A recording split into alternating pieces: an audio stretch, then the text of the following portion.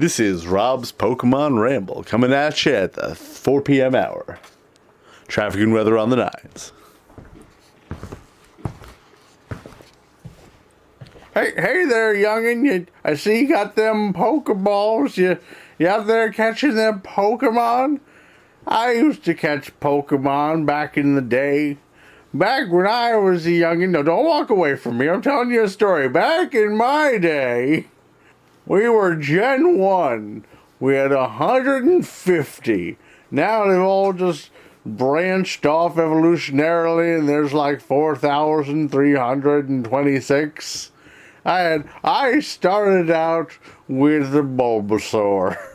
You got to choose, and I chose the Bulbasaur. And you didn't even start with a Pikachu. If you wanted a Pikachu, you had to wander the tall grass around the home city. You didn't even have Pokeballs at that point. You had to wander up to get those. So you'd wander up and get the Pokeballs, and then you'd wander back to boring old Nothingsville. And you'd walk back and forth in your front lawn for like an hour. Then eventually a Pikachu would show up. But better hope you didn't choose a Squirtle, because they're weak against electric. So then you catch the Pikachu, but he's only level 2. So you gotta fight against Rattatas, and Pikachu's like not that great level 2. Like, does he even know tackle? Pikachu kind of just knows sit there and look like a merchandisable object at that level.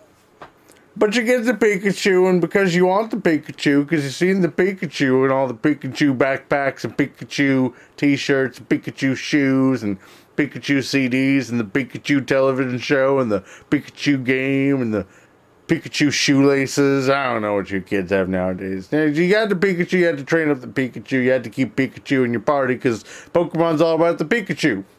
So then you'd wander on.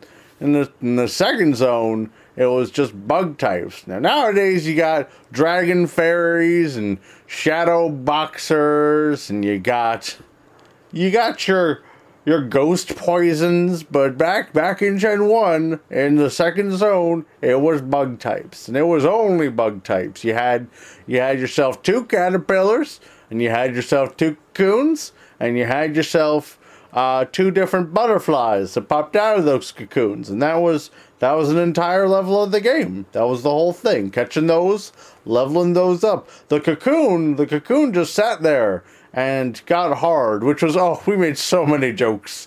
But you didn't want to catch a cocoon because they were useless. But if you caught a cocoon as a caterpillar, then leveled up into a cocoon, you evolved him into a cocoon, then he'd know how to tackle somehow, even though he didn't have legs or arms or any means of locomotion. They also had eyes, which I don't think cocoons actually have. It seems like it'd be a weakness in the cocoon shell.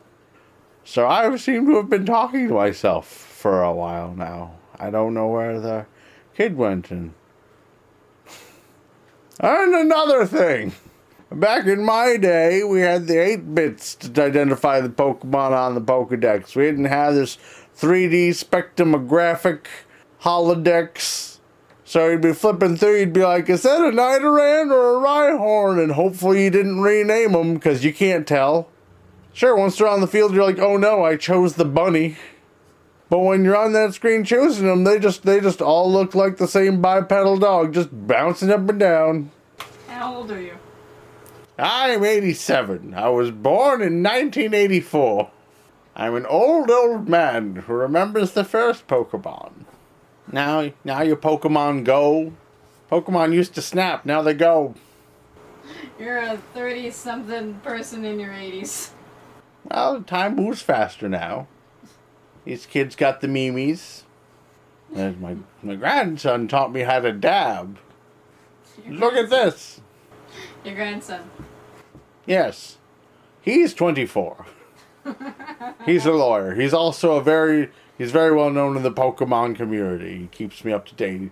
So often he comes by and is like, look, I caught a dingleberry. And I'll be like, that's great, Billy. I'm glad you liked my stories.